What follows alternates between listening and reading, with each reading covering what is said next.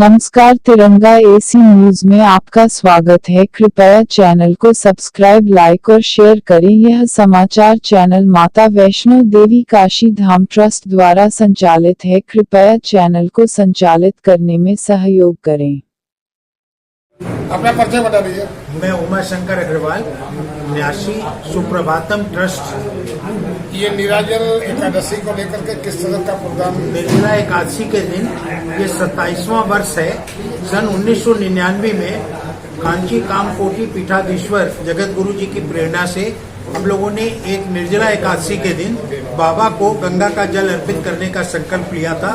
उसके बाद से ये 26 यात्राएं अभी तक पूर्ण हो चुकी हैं। इस वर्ष की 27वीं यात्रा है। इस समय काशी मोक्षदायिनी सेवा समिति और सुप्रभातम न्यास ये मिलके इस आयोजन करते हैं और इस वर्ष काशी राजेंद्र प्रसाद घाट से 1008 कलशों का, जिनके अंदर सिंधु नदी का जल, उसके साथ उसकी जो और नदियां हैं उनकी सहायक नदियां झेलम, चिनाब, रावी और उसके साथ साथ कैलाश मानसरोवर, प्रयागराज कुंभ और बनारस की गंगा का जल मिला के उन सब कलशों में भरा जाएगा और उन नदियों के जल को हमारे 11 विशिष्ट लोग आगे रजत कलश में लेके चलेंगे। उनसे बाबा का जलाभिषेक किया जाएगा। इस वर्ष की पूरी यात्रा ऑपरेशन सिंदूर को समर्पित है। इसलिए प्रथम बार पीएसी का बैंड शोभा यात्रा का, कलश यात्रा का नेतृत्व करेगा। आगे आगे पीएसी बैंड रहेगा। मुख्य अतिथि के रूप में हमारे दक्षिण के शहर दक्षिणी के विधायक माननीय नीलकंठ तिवारी जी रहेंगे। विशिष्ट अतिथि के रूप में जगत गुरु सतुआ बाबा जी हैं और अमित सिंह जी भोला, ये दोनों जने, अम्बरीश सिंह भोला जी, ये दोनों जने हमारे विशिष्ट अतिथि के रूप में रहेंगे। ये अभी तक का इस साल तो विशेष है और भीड़ कितनी होने की संभावना है? भीड़ तो देखिए, हर वर्ष ही हम लोगों को तो लगता है 1008 कलश हम लोग बनवाते हैं, वो कम पड़ जाता है क्योंकि एक तो उस समय एकादशी के कारण गांव के और के बहुत भक्त वहाँ रहते भी हैं और मार्ग में भी रहते हैं। तो हम लोगों को उम्मीद है प्रत्येक वर्ष 5 से 7 हजार भक्तों की भीड़ रहती है। इसमें प्रशासन की क्या भूमिका? क्या प्रशासन की भूमिका कोई असहयोग की नहीं है। बड़ी अच्छी बात यह है कि मंदिर प्रशासन का अधिग्रहण होने के बाद भी प्रत्येक वर्ष हम लोगों को वहाँ के कार्यक्रम पे आ गया है और उसकी पूरी अनुमति प्रशासन द्वारा दी जाती है।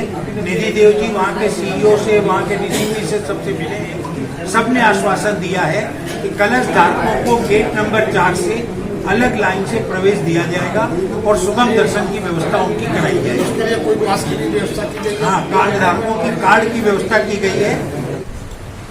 ये अपना परिचय बताइए। निधि देव अग्रवाल, संयोजक, काशी विश्वनाथ वार्षिक कलश यात्रा। ये निर्जला एकादशी को लेकर किस तरह की व्यवस्था की गई है?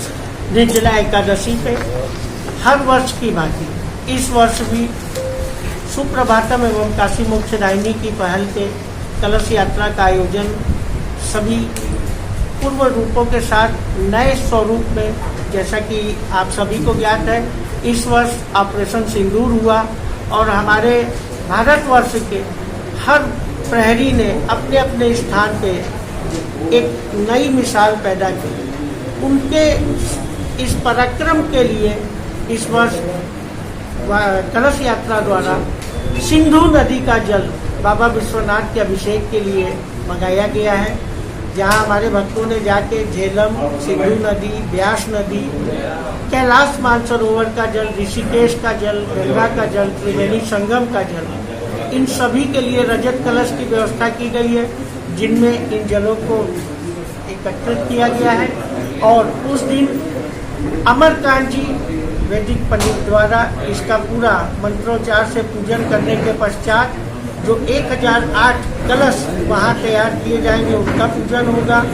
यजमान द्वारा पूजन कराया जाएगा। पूजन के पश्चात ये यात्रा आरंभ होगी और गडोलिया बांसफाटक होते हुए काशी विश्वनाथ मंदिर पहुँचेगी। मंदिर में पहुंचकर सर्वप्रथम हमारे जो वरिष्ठ विशिष्ट अतिथिगण आमंत्रित किए गए हैं, जिसमें जगत गुरु सतुआचार्य जी महाराज, हमारे दक्षिणी के विधायक नीलकंठ जी, हमारे मानद सदस्य विकास प्राधिकरण अम्बरीश सिंह भोला जी एवं समस्त काशीवासी जिनकी आस्था इस कलश यात्रा से जुड़ी हुई है और पूरे अपने अंतर्मन से समस्त काशीवासी बाबा का जलाभिषेक करते हैं।